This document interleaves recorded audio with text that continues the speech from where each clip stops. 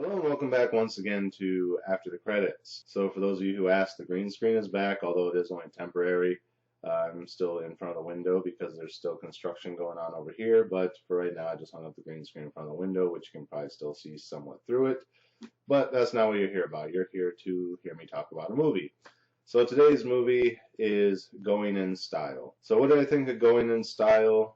It was okay for what it was. It seems that Michael Caine does two types of movie. Either he's the really old badass, retired James Bond type of person, or even like a Liam Neeson type of thing with like Taken, where he's the older guy but he can still kick ass, or he's the old man in the movie, doing things with other old people in the movie. And this is the second of the two, where he's the old man doing old man things. So the story basically is Michael Caine and couple other older guys. The one's name I can't remember. The other one's Morgan Freeman. They've worked at this factory pretty much their entire lives, and like 30-something years.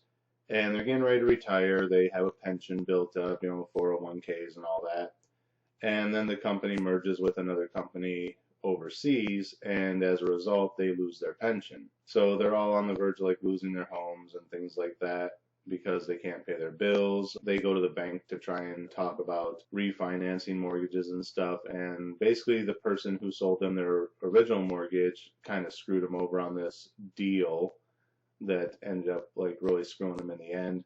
So they're kind of upset about that, and they're kind of arguing with the guy, and at that point the bank gets robbed.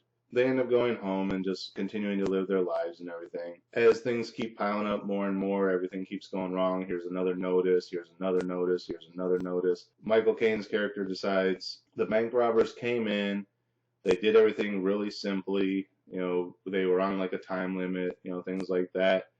And they were in and out real quick, made a bunch of money. And, we're really smart people. We've been working hard for 30 years. Why can't we do the same? So he convinces his two buddies, let's rob the bank. So what ultimately pushes them over the edge is when they lose their pension. And it just so happens the pensions were handled by the bank that they bank at, which is why they bank there.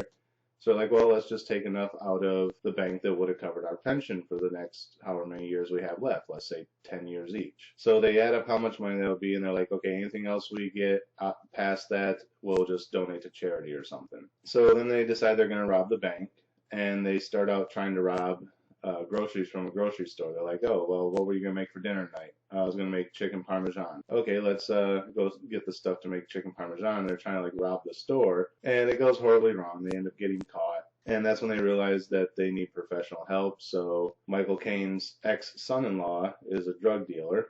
And he's like, well, maybe you can put me in touch with some people that'll be able to help me with this. And he ends up setting up with this guy who runs him through how to rob a bank. He's like, oh, you'll have a quarter of whatever we pull out. The guy agrees to help him, and they run through and everything, and they set up their alibi, make sure everyone sees that they were there, blah, blah, blah. And then they go off to rob the bank.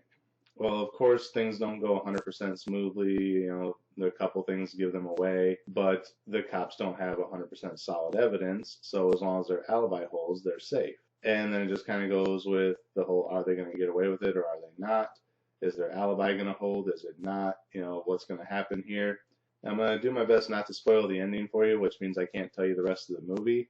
But it's kind of a fun ride. Like I said, it is one of those old people doing things movies, so if you're not into those, you'll probably not like it. But, if you like Michael Caine or you like the Grumpy Old Men series or things like that where it's just old people being funny and doing funny things and a little bit of other stuff happens in the background, you'll probably like it. So what would I give it as far as a star rating? I'd say it's a solid 3.5 from me. Honestly, I was going to give it a 4, but at the same time, like I said, it is kind of a niche genre. I'm okay with these types of films, but other people aren't. So if I were to give it a 4 and recommend that everyone go see it, you'd probably write back in the comments that it was shit or whatever because it wasn't your type of film. So that's the only reason I'm really bumping it down to 3.5, because it is kind of a niche thing.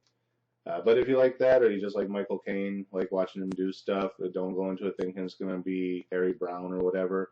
It's nothing like that. It's just him and a couple guys get screwed over by their jobs, and they decided, let's go rob a bank. So it's a 3.5 for me. Nothing much else to say about it other than that.